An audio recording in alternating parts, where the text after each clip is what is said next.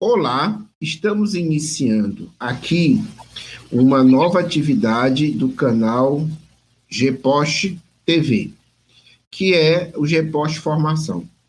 É muito importante nos dias de hoje nós desenvolvermos uma reflexão teórica sobre a realidade. E o nosso referencial é o marxismo. Então, a partir deste momento, nós vamos desenvolver várias reflexões, né, que nós vamos colocar nos vídeos, sobre temáticas referentes ao marxismo, à luta de classes, à teoria da revolução, né, tudo envolvido na perspectiva de superarmos o capitalismo. Eu sou Frederico Costa, sou professor da Universidade Estadual do Ceará e um dos coordenadores do GPOST. Estamos aqui com o professor Marcondes, que irá fazer a sua apresentação. O tema hoje é a questão da história em Marx. Bem, no clássico texto, né, escrito a quatro mãos por Karl Marx e Friedrich Engels, a ideologia alemã de 1845-1846, lá vai ser dito que só existe uma ciência, que é a história, né? Tanto a ciência referente ao desenvolvimento natural, como referente à realidade humana. E hoje nós estamos no ano de 2021 e nada mais comprovado do que o caráter histórico da realidade, né, em sua totalidade. A física, a astronomia, a biologia demonstram o caráter histórico da realidade. E muito mais as reflexões históricas. No esboço do discurso a ser lido diante do túmulo de Karl Marx, né, em 1883, por Engels, ele vai dizer duas coisas interessantíssimas. Ele vai dizer que Marx é o descobridor da lei fundamental, segundo a qual a história humana se move e se desenvolve por si. Então, veja, a história humana se move e se desenvolve por si, ou seja, a história humana não é fruto de algo extra-humano, de algo fora da realidade humana. E mais adiante ele vai dizer, Marx também descobriu a lei responsável pelo atual estado em que a sociedade se encontra, com sua profunda divisão de classes entre capitalistas e trabalhadores assalariados. A lei segundo a qual essa sociedade se organizou e cresceu até quase ultrapassar a si mesma, e segundo a qual ela terá por fim de perecer como todas as fases históricas anteriores da sociedade. Ou seja, né, baseado nessa teoria, nessa compreensão da realidade histórica humana, Marx também compreendeu a atual fase da realidade humana, que é o capitalismo, né? Seu desenvolvimento histórico, suas contradições, sua legalidade e suas possibilidades de superação. Então, baseado nessa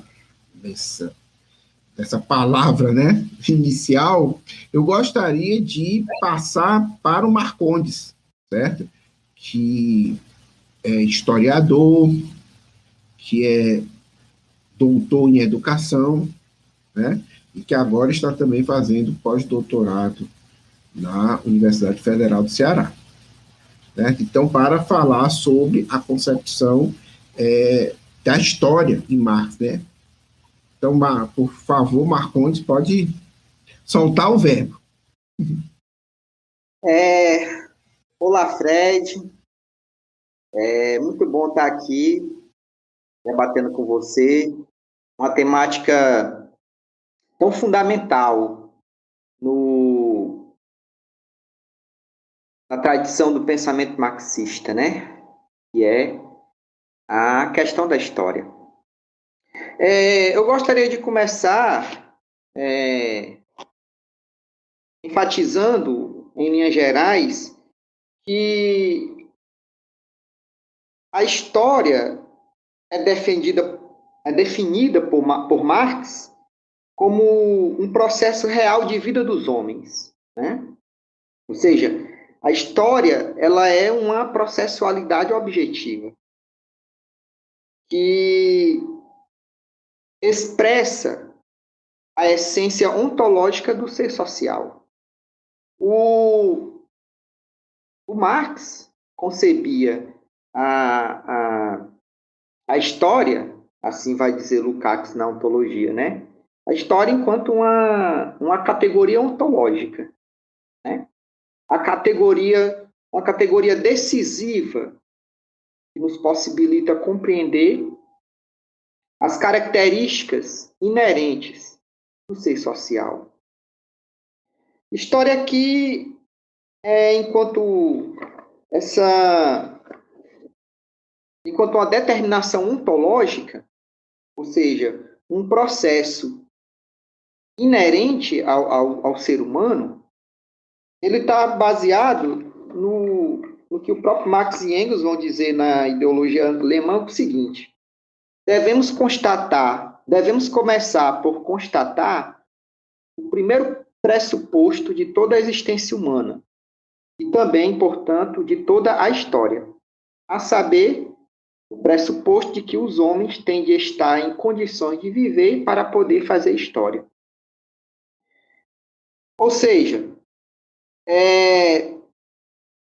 segundo Marx e Engels, né, os seres humanos, de um modo geral, para manterem-se vivos, eles precisam primeiramente comer, beber, vestir-se, habitar, entre outras coisas, né? Por isso que o processo de produção e reprodução das condições materiais da existência humana, ele é um ato histórico fundamental, né? Como diz Marx e Engels, pois a produção dos meios para a satisfação dessas necessidades, produção da vida material, é sem dúvida um ato histórico, uma condição fundamental de toda a história. Assim, cotidianamente, desde que o homem se constituiu enquanto um ser social, até hoje, ele precisa reproduzir sua existência material para garantir a perpetuação do gênero. O fato da história ser uma determinação ontológica do ser social está ligada a isso, né? O ato de produzir a vida material é um ato primário, ou seja, é um ato, uma atividade que possibilita a existência do ser social, bem como o seu desenvolvimento. Então, veja bem, o Florestan Fernandes, nosso grande sociólogo brasileiro, ele tem um livro, né, que é Marx, Engels, Lenin, A História em Processo. E o Florestan Fernandes ele vai exatamente problematizar a história em Marx enquanto um processo, né? E diz Florestan Fernandes que nela se acha uma única sistematização que Marx e Engels empreenderam em comum da história como ciência. O Fred salientou aqui a história enquanto uma ciência, né?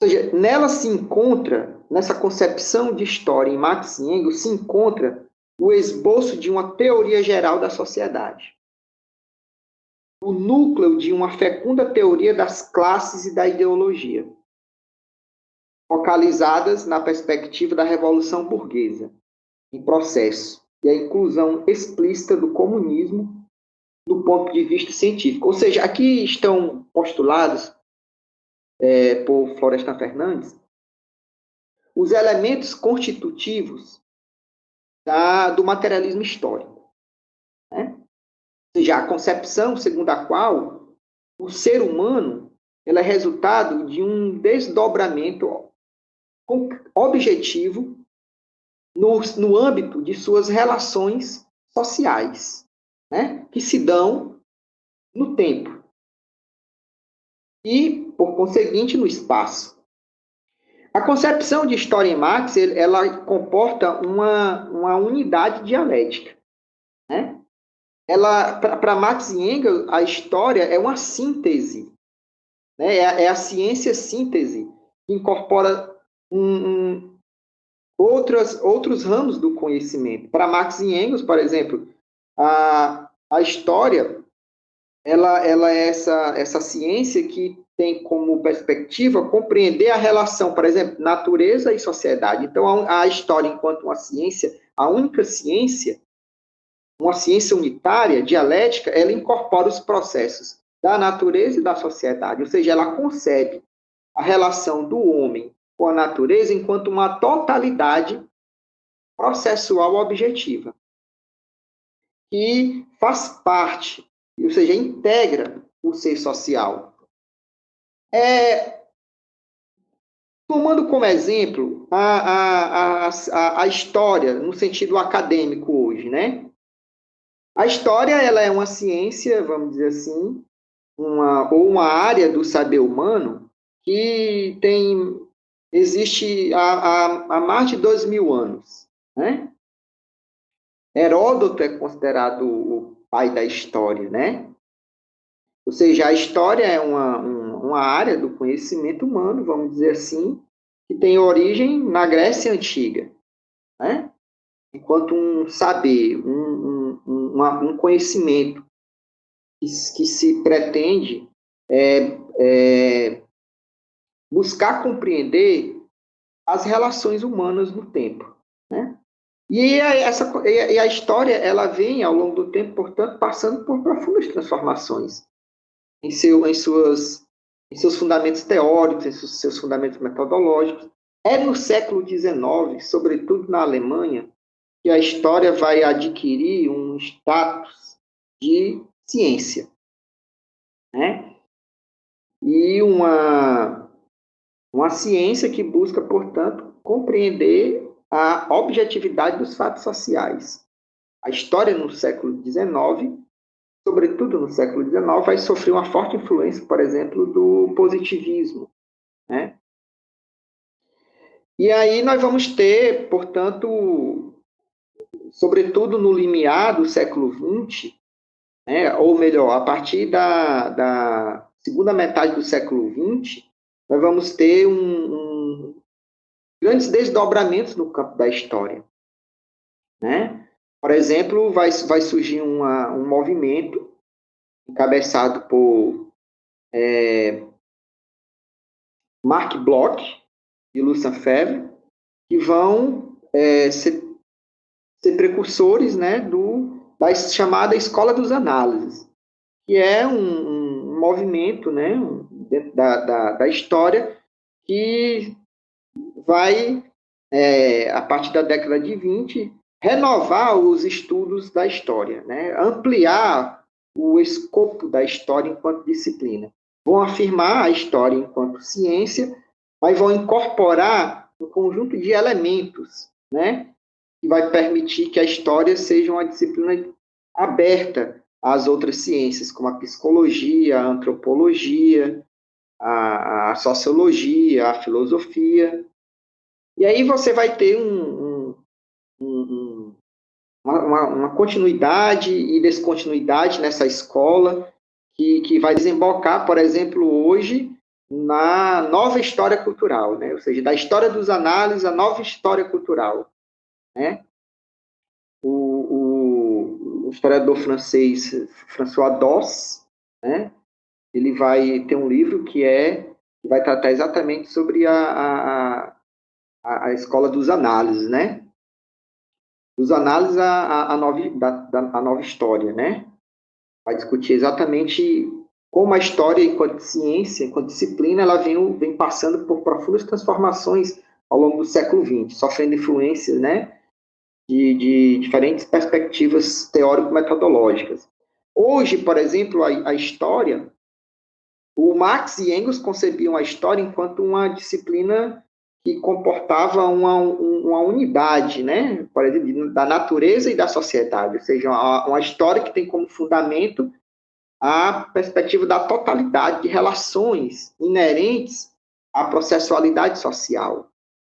Hoje, há uma tendência muito forte na história, que é a perspectiva pós-moderna, e que vai conceber a história não mais como uma ciência, mas apenas como mais uma disciplina do conhecimento humano que é destituída de estatuto científico. Autores como Hayden White vai afirmar que a história se confunde com a literatura. Então, para ele, a história perde o foro de ciência. Ela se torna uma ficção, né? Ou seja, ela é um gênero literário e que, por conseguinte, não tem a obrigação de explicar ou buscar uma essência ontológica da realidade objetiva em si. E aqui há um confronto direto do marxismo, da concepção de história em Marx e Engels, com o pensamento pós-moderno, né? A Ellen Make Woods e o John Bellamy Foster vão organizar um livro, né, que é chamado o marxismo, né, pós-modernismo, marxismo, em defesa da história, né? Esse é o assunto do livro, né? E eles vão exatamente confrontar o pensamento de Marx com a pós-modernidade, né? E aqui é um fundamento importante de ser compreendido, é que a história em Marx, enquanto ciência, ela busca exatamente compreender a verdade dos fatos sociais, né? Os fatos, eles são processos que resultam da ação concreta dos indivíduos, seja no trabalho ou seja fazendo cultura, né? Então, a história, ela tem esse objetivo, enquanto conhecimento científico, compreender a verdade dos fatos sociais. Ou seja, a história em Marx, a concepção de história em Marx, ela é científica porque ela busca compreender a relação que existe entre os fatos entre si, economia, política, cultura. E aqui é importante a gente dissipar um mal-entendido acerca da concepção de totalidade em Marx, né? Que é o seguinte, em Marx, a totalidade, ela não é uma perspectiva de se esgotar todo o conhecimento acerca da realidade, né? Não. A totalidade constitui um princípio ontológico, né, por exemplo, um princípio metodológico do método dialético, no sentido exatamente de compreender como os fatos eles estão relacionados entre si, concatenados entre si. O todo e as partes se determinam mutuamente, dialeticamente, influenciando, portanto, todas as esferas da realidade, né? Ou seja, só em última instância, vai dizer Marx e Engels, né, que os processos econômicos determinam as transformações no âmbito da superestrutura ideológica, né? Só em última instância. Por que ele diz isso? Porque a cultura, a ética, a moral, ela influencia reciprocamente também a base material da vida dos homens, né? Em sua sociabilidade. Então, Fred, essa explanação mais geral acerca da concepção da história de Marx e Engels, e por extensão a tradição do marxismo, que pretende, né, exatamente renovar, ou melhor, como diz Lukács, abrir novos horizontes para o renascimento do marxismo autêntico, tem exatamente na história o seu fundamento, vamos dizer assim, ontológico, compreensão da essência do ser social, ou seja, de o que é o ser social, a sua gênese, como ele se origina, como ele se desenvolve, se consolida e, portanto, se reproduz socialmente a partir de suas atividades concretas, de sua prática social. Muito obrigado, Marcondes. Acho que, inclusive, é um tema para a nossa próxima reflexão, né? Quais são os fundamentos ontológicos da sociabilidade humana, né, e dos seres humanos, né?